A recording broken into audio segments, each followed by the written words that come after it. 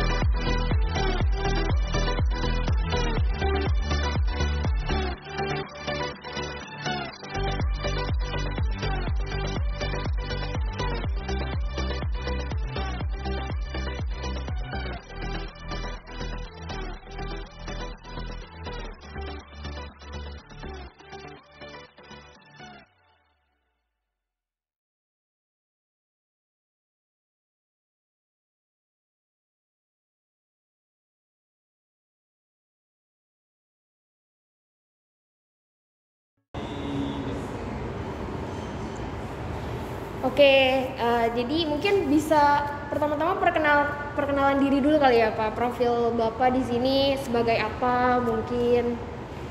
Oke, sebelumnya Assalamualaikum warahmatullahi wabarakatuh. Waalaikumsalam. Selamat siang semuanya. Ya, siap. Perkenalkan, saya Asep Kurnia Wahab. Saya bagian dari Humas dari Formaggio Coffee and Resto. Ya. Terus mungkin Bapak udah berapa tahun di sini bekerja? Kurang lebih dari 2019 awal. Oh, 2019 awal.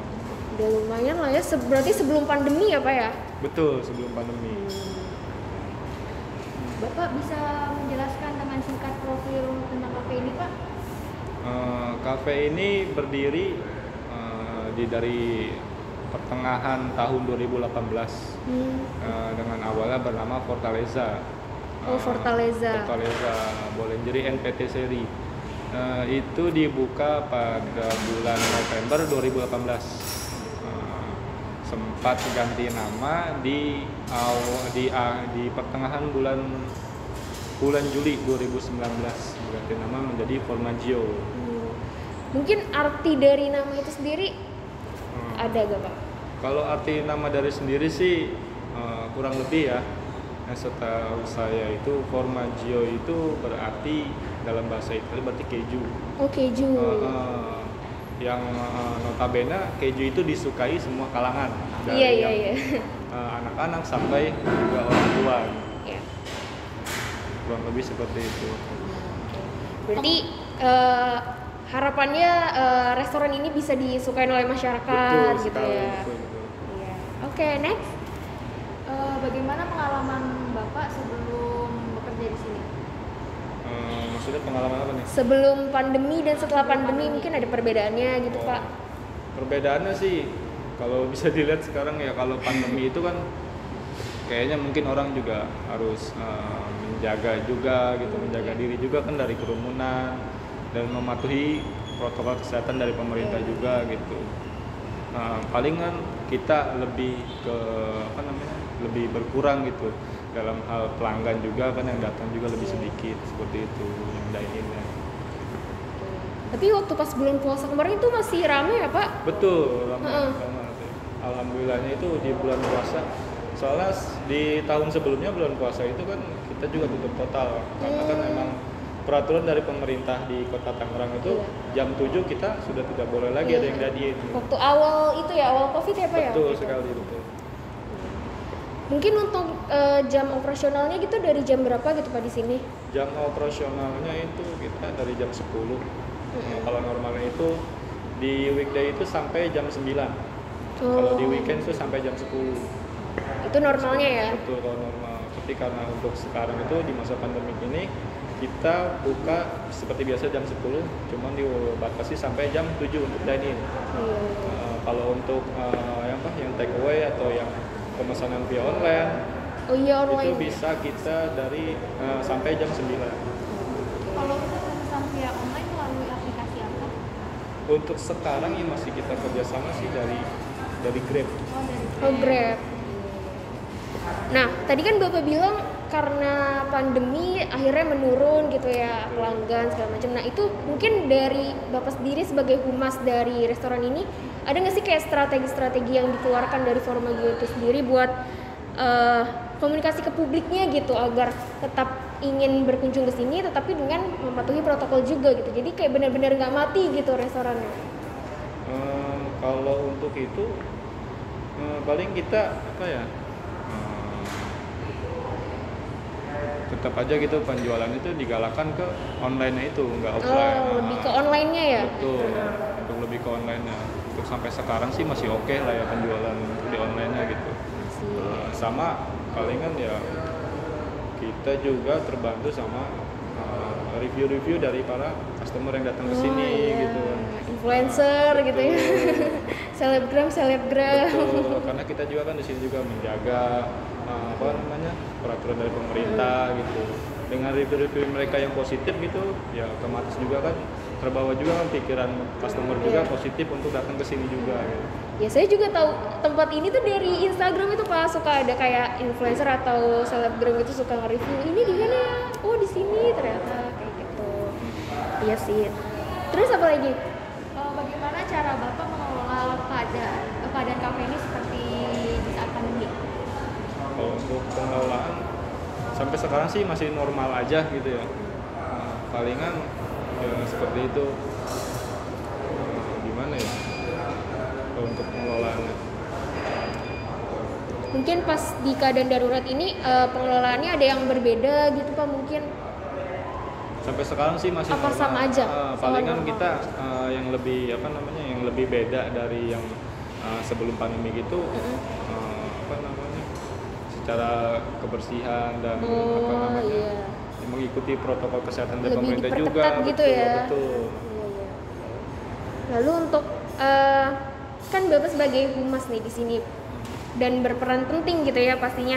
Nah itu gimana menurut Bapak menjadi bagian penting dari strategi perencanaan yang ada di Formaggio ini? Kan biasanya strategi pemasarannya kan berarti Bapak otak dari strateginya nih, kayak Bapak yang meluncurkan strategi misalnya ada krisis gitu atau penurunan pelanggan. Nah itu gimana cara menyikapinya seperti itu?